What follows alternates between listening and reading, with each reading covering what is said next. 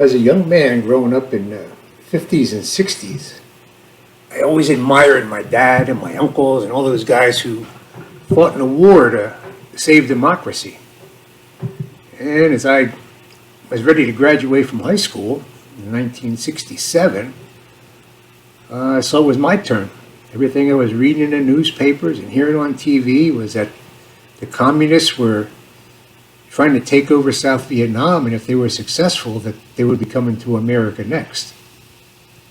So I joined the Marine Corps right after high school and went to Vietnam, served in Vietnam in 1968. During that time, I saw a lot of young men die, and I came close to dying.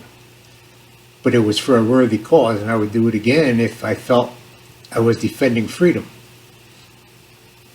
I wouldn't go to Vietnam again, though, because that wasn't defending freedom. That was a political war based on a false flag. But in any event, I went there and I watched as we fought and killed people who were actually defending their homeland from a foreign invader. Well, I was fortunate and I made it home without any injuries. After I thought about it for a while, though, as I got older, I'm 71 now, so as I got older, I started thinking about it and hearing more about it. And I found out it was a false flag. I felt terrible for being lured into it and killing people who did nothing to me and were no threat to me. And I put that aside. I have to forgive myself for that. We all have to forgive ourselves for being duped into doing terrible things. But now, our liberty is at stake. And those guys who died over there died for nothing if we don't stand up now and fight for freedom. Because this is a fight. We have tyrants who are running roughshod over the Constitution. The laws and edicts that are coming out of these tyrants based on no information, no factual information, based on lies, and everyone's believing it. They're being taken in by it. But those of us who went to war and fought for these freedoms and know what it took to keep them, we have to start standing up now, because we can't let these tyrants piss on the graves of our comrades and ruin our futures. The pictures going across the screen now are some of the guys from 3rd Battalion, 4th Marines who gave their lives. There are just a few of them. Just a few. We had over 5,000 men killed from 3rd Battalion, 4th Marines in that war. Those 5,000 lives are wasted. And those of us who made it back, we have an obligation to those that died to keep up the fight, to defend the freedoms that they gave their lives for.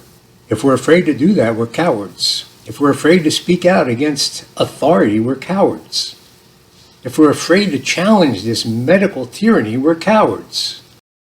The politicians who are issuing these unlawful edicts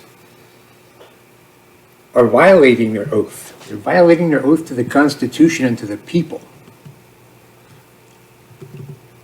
Let me read you what it says under 18 U.S. Code, Section 242, deprivation of rights under color of law. Whoever, under color of any law, statute, ordinance, regulation, or custom, willfully subjects any person in any state, territory, commonwealth, possession, or district to the deprivation of any rights, privileges, or immunities secured or protected by the Constitution of the United States shall be fined under this title or imprisoned not more than 10 years or both, and if a death results from the acts committed in violation of this section where if such acts include kidnapping or an attempted kidnap, aggravated sexual abuse, blah, blah, blah,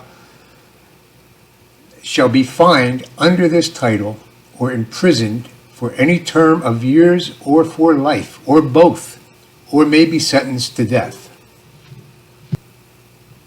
Do you think these politicians are depriving us of our rights under color of law? Where in the Constitution does it say that we're able to be locked down by political tyrants on a whim that deprives every one of our constitutional rights? We can't let this happen. We can't let these people push us into the corner when it's too late to get out. We're looking at some nasty things coming down the road. We're looking at constant surveillance. We're looking at a digital currency where you can't do a private transaction. Every dollar you spend will be recorded by the government. Forced lockdowns that are detrimental and certainly torturous to people in old age homes or hospitals where their families can't come see them. This is ridiculous. How can rational people be herded into this corral without doing any research? You got to do some research. This is a lie.